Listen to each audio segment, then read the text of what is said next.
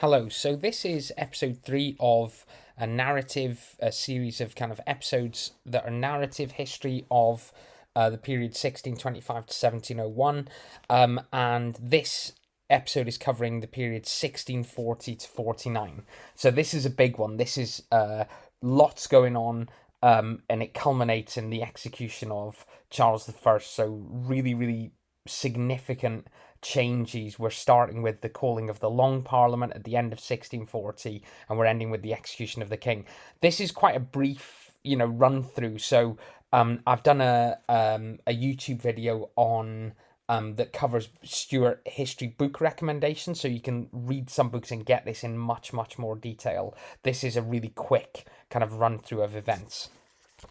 Anyway, I'm going to start off with 1640, with the calling of the Long Parliament. So where were we in 1640? We've had the kind of disastrous war against the Scots, the Bishops' Wars, which have cost Charles I lots of money and which have led him to he has no other option than to recall Parliament.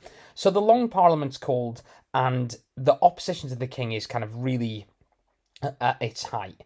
There's groups of MPs led by a particular group led by John Pym, who are Puritan. They're really upset at what the king's been doing. They're really upset at his policies, upset with his personal rule, his attacks on Puritans, Arminianism, the Laudian reforms that have been made, war against Scotland, the way he's been raising money, obviously without using Parliament. They're annoyed at him dissolving the short Parliament, after only a few weeks. So Long Parliament, really, the story of this episode really is about the power balance really, really shifting from the monarch having control to first Parliament, but then towards the end of this period, it's actually the army that kind of take over. So the Long Parliament's called, and what they do is they arrest and imprison two of the king's most senior advisors. So the Earl of Strafford, Thomas Wentworth, and Archbishop William Laud. So they are in 1640, they are arrested, and then impeachment proceedings start against both of them. So as I said, this is about Parliament kind of taking control, trying to assert their authority over the king. Charles doesn't have any other option but to kind of go along with this because he needs the money. He's kind of run out of money at this point. Another example of how the tide is turning is the Root and Branch petition towards the end of 1640, signed by Londoners against Arminianism, against Laudian reform. And this really shows, particularly in London, the strength of feeling against Laud and against Arminianism. So then we go on to 1641, and this trend really continues and really accelerates. Parliament passed the Triennial Act in 1641, which means that Parliament has to be called at least every 3 years. And this is really just stops the dissolving of Parliament and another personal rule. So it's a way of Parliament kind of asserting their authority. In 1641, the Earl of Strafford, Thomas Wentworth, is tried and executed, and Parliament passed this thing called an Act of Attainder, which they force Charles to sign. So Charles is basically signing the death warrant almost of his most senior advisor. So this is really Parliament kind of twisting the knife here. And some in Parliament, so Parliament wasn't united. It wasn't like everybody, even though there wasn't political parties like there are today, there were groups in Parliament who thought that Pym and this opposition group had gone too far. Like, this is too much. We shouldn't have executed the king's most senior advisor. But Pym and Co continue, and they pass the 10 propositions to extend parliamentary power. And later on, they passed the Grand Remonstrance, we're still in 1641, and Parliament going further. So this is about choosing the king's advisors, having oversight of religious policy, these kind of things. And the Grand Remonstrance only passes Parliament by 11 votes. So what this shows is that there is divisions in Parliament. The Parliament aren't too happy, not all in Parliament are too happy with this kind of challenge to the king's authority. Some in Parliament want the king to make a kind of agreement, a settlement with Parliament, and just agree to not go as far as he has done. Also in 1641, we've got the Irish, what's called the Irish Uprising, the Irish Rebellion of Irish Catholics. And this leads to, in England, a real kind of moral panic about Catholics killing Protestants, and there's rumours that up to hundreds of thousands of Protestants have been killed in Ireland. Obviously, this isn't true because there aren't hundreds of thousands of Protestants in Ireland. But this leads to this great kind of moral panic and this fear that it increases the fear of Catholicism, and it's linked to Charles. Charles is maybe a friend of the Catholics. We can't trust the king. We need to kind of clamp down on him and pass more legislation to really limit his power. We go into 1642 where the relationship is completely damaged between the monarch and opposition in Parliament, led by Pym and these Puritan MPs. And on the 4th of January, Charles attempts to arrest the 5 leading members of the opposition, led by Pym. He doesn't succeed, and they escape before he gets there. And famously, he's quoted as saying, "I see the birds have flown. They've gone down the Thames." On the 10th of January 1642, Charles I leaves London, so he realises London's not safe. He has to escape. Later that year, in June 1642, Parliament passed the 19 Propositions, which is, again, it's like an extension of the 10 Propositions and the Grand Remonstrance, but it's going even further. And the 19 Propositions say things like only Parliament can have oversight of the education of the king's children. So taking parliamentary power even further. And some might argue here that Parliament have gone too far, that the opposition in Parliament have gone too far. And some historians who argue that it wasn't Charles I's fault, the outbreak of the Civil War, would say that Parliament have kind of overextended. That did they need to go so far? They got kind of hungry for power with things like the 19 Propositions. In August 1642, the Civil War breaks out. Charles has kind of had enough and war breaks out.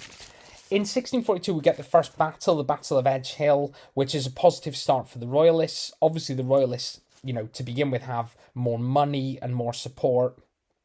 So Edge Hill is a victory for the Royalists. Going into 1643, there's failed initial kind of peace talks, but most significantly, Parliament sign what's called the Solemn League and Covenant with the Scots, which is like an alliance between the parliamentary forces and the Scottish forces. And as we know from the Bishops' Wars, the Scottish forces are strong, and this is a good move by Parliament to kind of bolster their power. In 1644, it's the Battle of Marston Moor, which is a victory for Parliament, and this is partly due to the support of the Scots. 1645, Laud is executed. So Wentworth had been executed earlier on in 1641. Laud is executed in 1645. There's the failed peace talks at Uxbridge, and then a really significant moment in 1645 is the creation of the New Model Army, which is a new type of professional fighting force. It's not based on your kind of family background and your heritage. People are appointed more on merit. It's very well organised. It's very strict.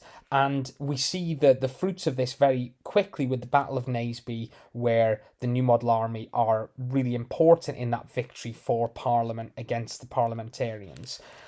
So things quite, towards the mid-1640s, it's quite clear that Parliament have got the kind of upper hand.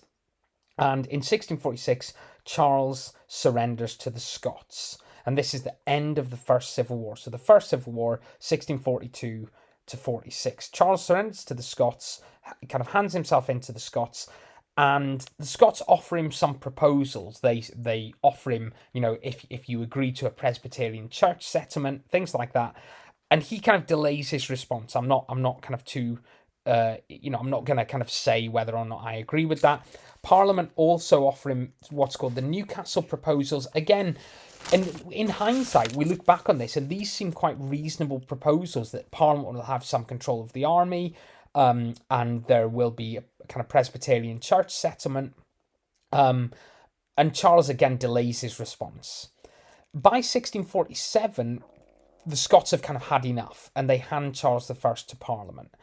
Also in 1647, we get the army emerging as a political force. So they start to protest because the first Civil War is over, and Parliament say, well, we should just disband the army. We don't need to pay for the army. We don't need the army right now. The Civil War's over. Parliament start to protest against their disbandment. And this protest is led by a group called the Agitators.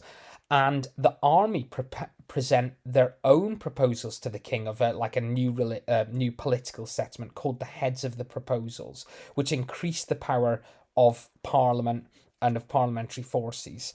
Again, Charles doesn't respond to this.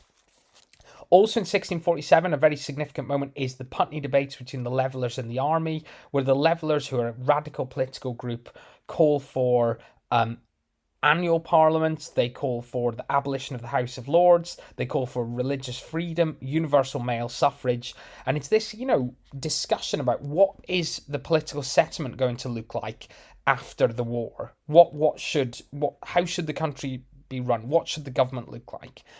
When the Putney debates are going on, they don't finish and there's no agreement made because Charles escapes from Hampton Court and he's captured and sent to the Isle of Wight. So he escapes briefly, and then he makes this secret agreement with the Scots. He's kind of trying to use the Scots against Parliament now. And the Scots enter England in 1648, and this is the start of the Second Civil War, which is 1648 to 49. The army present a remonstrance to Parliament, a new settlement, and Charles is still refusing to agree to any proposals with Parliament. And people have kind of just run out of, on the parliamentary side, there's pretty much agreement that they're running out of patience with the king. Particularly people in the army are kind of running out of patience. Leaders in the army are running out of patience. In December 1648, this is a really, really key moment. There's a military coup, basically, and this is known as Pride's Purge, where Thomas Pride, who's a general, goes to Parliament, surrounds it with troops, and excludes 186 MPs, arrests 45 others, and these are the kind of moderate MPs who are still willing to negotiate with the king. And this leaves what becomes known as the Rump Parliament of 240 MPs. So basically, the army are really in control here. They've got rid of any moderate MPs, any MPs who are willing to kind of negotiate with the king. And this leads us into January 1649, which is the trial and execution of Charles I in Parliament by this Rump Parliament of 240 MPs. And the king is put on trial. He refuses to accept the authority of Parliament because he says he's the leader of the country, that they have no authority to put him on trial. And so Parliament do the trial without him. And then towards the end of January 1649, he is executed outside the banqueting house in Whitehall. And that's where we're going to leave this episode. We'll take it on in the next one, where I talk about the period of the Republic, 1649 to 1660. Thank you for listening.